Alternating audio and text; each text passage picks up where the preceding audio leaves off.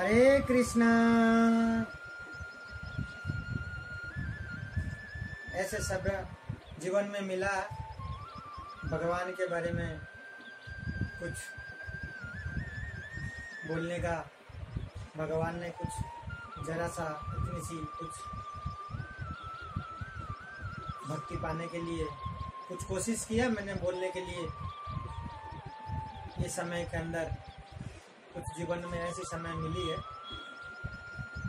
जो मैं भगवान को याद कर पाया, जो कुछ आपके तक भक्ति के बातें पहुंचा पाया।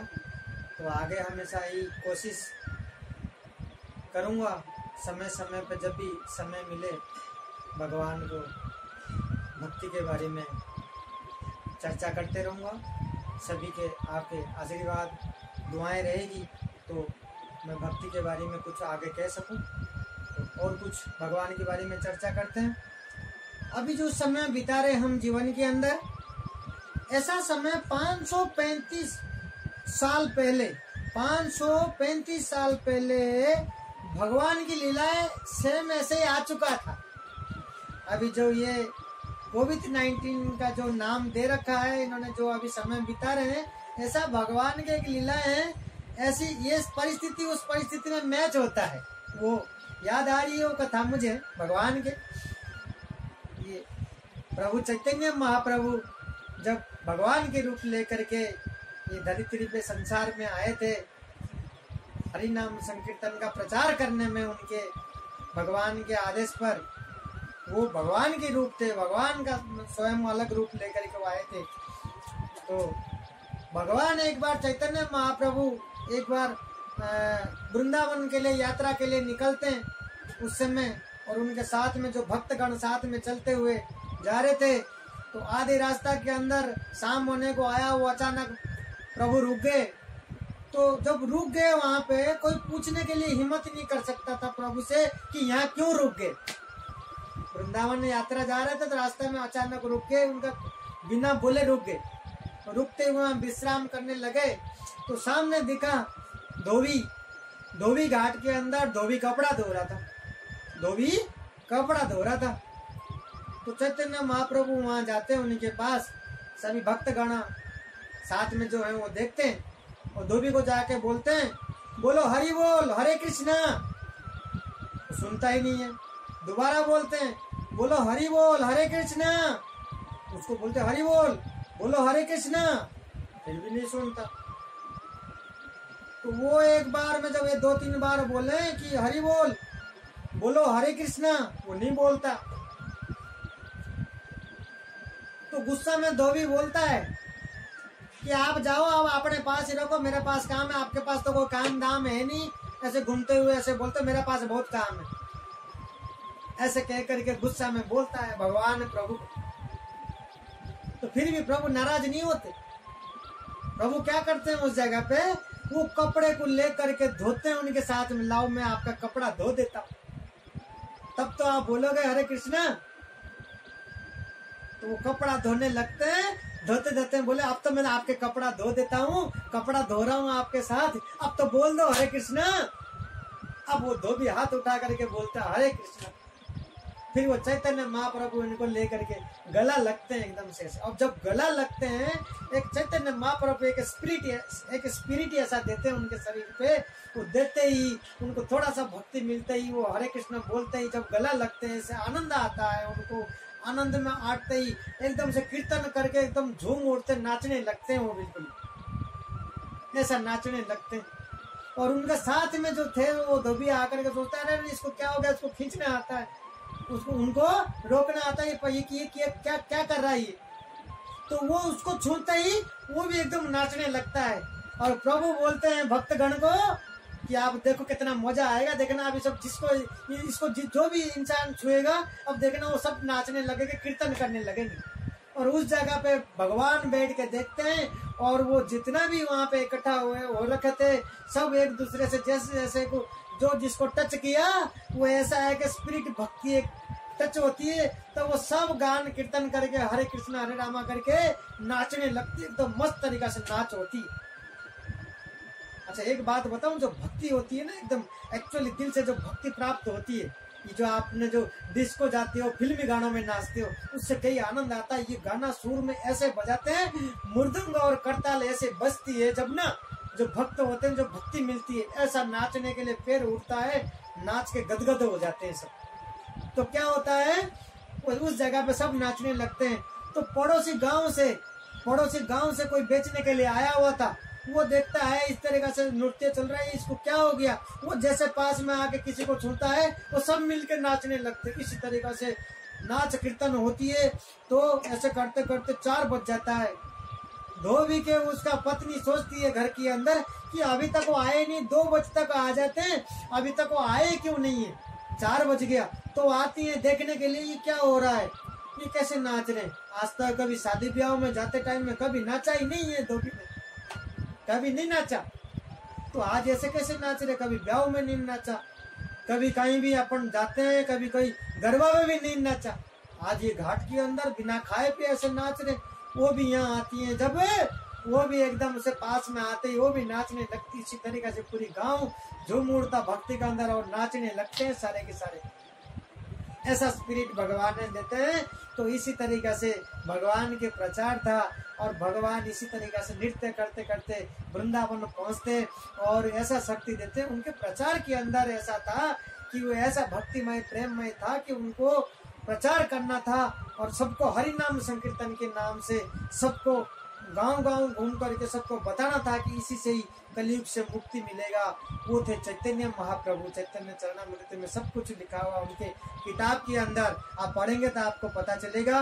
और ये वहां से चलते चलते ये जाकर के कहाँ पहुंचते, बंगाल के अंदर नवद्वीप, वो वहाँ पहुंचते। उनके जगह के नाम है नवद्वीप धाम।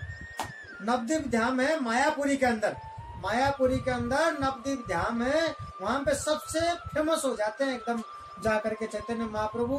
कलकत्ता के अंदर है ये जगह, और वहाँ मायापुर, ये जो भी हमारी धर्म है वहाँ का कलकत्ता मायापुरी के अंदर वहीं का मेन जगह जो है, वहीं से सारा विस्तार हुई है सब चीजें धर्म की। जो सनातन धर्म का जो मेन जो शिक्षा है वो वहीं से प्राप्त हुई है। हमारे गुरु महाराज वहीं से हैं, वहीं मतलब जो आश्रम से सारे पूरी दुनिया में प्रसिद्ध हुआ है। वो जगह बहुत पवित्र जगह है, कभी जाएं तो आप मायापुरी धाम नवदीपपुर कलकत्ता के अंदर है। वो बहुत प्रेम और बहुत आनंद जगह है, बड़ी आनंद आ जाएगा। गुरुकुल के जैसा जगह आश्रम है, बड़ा आनंद आता है वहाँ जाकर के। और चैतन्य महाप्रभु वहीं का है और वहाँ जाकर के ऐसा प्रचार किए और वहीं से एकदम पूरा देश दुनिया के अंदर फैलता है। इसी तरीके से चैतन्य महाप्रभु भगवान के रूप लेकर के कलयुग में आए थे। तो आगे उनके चैतन्य महाप्रभु के बारे में मैं बताऊंगा। चैतन्य महाप्रभु एक्चुअली में कौन थे और कैसे चैतन्य महाप्रभु आए इन संसार के अंदर, आगे चर्चा करेंगे एक कथा के अंदर। वो कथा ये है, अभी बता देता हूँ वो कथा ये है कि कृष्ण और राधा कहाँ से ये बात हुई है, चैतन्य महाप्रभु कहाँ से आए, वो पहले से बताता हूँ। ध्यान से सुनना, बहुत अच्छी बातें हैं ये, और लिखा हुआ है, कोई मन से नहीं बता रहा मैं।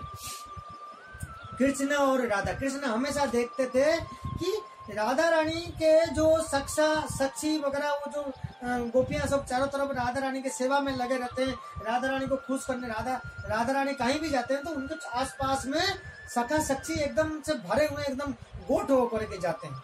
कृष्ण को तो बड़ा प्रेम होता है, बड़ा आनंद आता है, यार मेरे साथ क्यों नहीं आते ये सब। तो कृष्ण का तो कला आपको मालूम है, कृष्ण का कला क्या है, वो किस तरीके से खुश होते हैं। तो इस तरीके से जब कृष्ण सोचते हैं एक दिन कि ऐसा उन्हीं के साथ होता, मेरे साथ होता ही नहीं है, उनके आसपास में हमेशा रहते हैं इस तरीके से।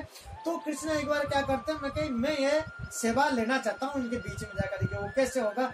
तो कृष्ण भगवान सोचते हैं मैं रूप बदलता हूँ और मैं राधा बन जाता हूँ, इनके सखाओं के बीच में जाकर के बोलता हूँ, सब आदेश करूंगा, मेरे सेवा करो, मजा आएगा मुझे। तो कृष्ण क्या करते हैं, रूप बदल करके राधा रानी बन जाती हैं और उनको जा करके पलंग में उनके महल में जाती हैं और बैठ जाते हैं। वहाँ पे बैठ करके अपने एक एक सखा को और एक एक सखियों को सबको आदेश करते हैं मेरे लिए पानी लेकर आओ। वो तो मुंह घुमा के चली जाती है। दूसरों को बोलते हैं कुछ काम के लिए, कुछ बोलते हैं कि यार मेरे साइड में खड़े होकर के ऐसे ऐसे पंख हिलाओ, मेरे को गर्मी लग रही है, वो भी मुंह घुमा करके हंसते हुए चली जाती है। तो तीसरे को पकड़ लेते हैं उसका हाथ को, कृष्ण का कला समझना है, लीला उनके लीला समझना आप। तो हाथ को पकड़ लेते बोले एक बात बताओ, मैं आपके स्वामिनी हूँ और मैं यहाँ बैठी हूँ, मैं आदेश कर रही हूँ, लेकिन कोई मेरी बात सुनने को तैयार नहीं, सब चली जाती है हंसती हुई, क्या घटना है? बोला आप छलिया हो, कितना भी आप रूप बदल लो, लेकिन हमारी राधा रानी के जो भाव है, प्रेम भाव है, वो तो कहाँ से लाओगे आप? उनका तो प्रेम भाव, बोलने भाव, भक्ति भाव से पता चलता है कि हमारी राधा रानी की आदेश है। तो ये कहते हैं, तो फिर क्या कृष्ण पकड़ा जाते हैं, पकड़ जाते हैं। जब हार मानते हैं फिर वो पूछते हैं कि एक उनके सीनियर शिक्षा से कि आप राधा रानी एक्चुअली में राधा बन के जन्म लो तो ही आप समझ पाओगे इनको, वैसे नहीं समझ सकते हैं आप। राधा रानी के जन्म लेकर के आप आएंगे तभी समझ पाएंगे आप। तो भगवान क्या करते हैं, राधा रानी के जो भाव, प्रेम भाव है, मैं पिछले अध्याय में बताया था, जो प्रेम भाव है, एक भाव तो राधा रानी का रहता है, रूप रहता है चैतन्य महाप्रभु के। चैतन्य महाप्रभु जो है वो राधा रानी का भाव और प्रेम है, और सकल जो रूप है वो भगवान का रूप है। वो लेते हैं जो रूप, वो राधा रानी का रूप और अवतार लेकर के जन्म होते हैं, और शकल तो इस तरीका से चैतन्य महाप्रभु जो शकल है वो भगवान के शकल होते हुए रूप चेंज करते हैं, और भाव और सारा कला राधा का ही लेकर के आते हैं कि राधा रानी इतना सेवा भाव और इस तरीका से राधा रानी रहती है। तो इस सेवा भाव में मैं रह करके तो वो रूप बदल करके चैतन्य महाप्रभु बनते हैं। तो चैतन्य महाप्रभु का जो भाव है वो सब चीजें राधा रानी का, जो राधा रानी के पास है वो सारे भाव प्रेम वो चैतन्य महाप्रभु के पास है। वो इसीलिए इस कलयुग के अंदर ऐसा समस्या ऐसे खड़े होंगे, हाथ पकड़ पकड़ के कराना होगा तभी वो सुधरेंगे। तो इसी तरीके से चैतन्य महाप्रभु जो कृष्ण भक्ति बारे में बताए थे, चारों तरफ घूमते हुए प्रचार किया था, तो कोई सुनता कोई नहीं सुनता, जैसे मैंने धोबी के बारे में बताया। तो इसी तरीके से चैतन्य महाप्रभु हाथ पकड़ पकड़ करके भक्ति सिखाते हैं, और भजन कीर्तन कैसे होगा वो प्रचार कराते हैं, लोगों तक पहुंचाते हैं, गांव-गांव तक पहुंचाते हैं। तो वो भाव वो राधा रानी का था, तभी वो ये चीजें कर पाते हैं। तो भगवान जब है वो राधा रानी के जन्म, राधा रानी के भाव की वजह से वो रूप चेंज करके चैतन्य महाप्रभु का रूप लेते हैं। इस तरीके से भगवान का शकल है और भाव है राधा रानी का। वो चैतन्य महाप्रभु के ये घटना है, ये लिखी हुई है गीता के अंदर, और सब चीजें ये बताए हुए हैं, आपने और भी सुने होंगे। तो ये सत्य घटना है। तो इसी तरीके से भगवान के जो कथाएं होती है, तो इतने लीला कथाएं, बड़ा आनंद आता है उनके कथाएं चर्चा करने में, बड़ा आनंद आता है उनके कथा सुनने में, और मतलब शरीर एकदम संतुष्टि हो जाती है, शरीर एकदम सुस्त हो जाता है, दुरुस्त हो जाती है, एकदम मजा आ जाता, आनंद आता मुझे भक्ति भाव के अंदर। और मेरे भी इच्छा होता था कि मैं कुछ भक्ति भाव आप तक पहुंचाऊं और सबको बताऊं।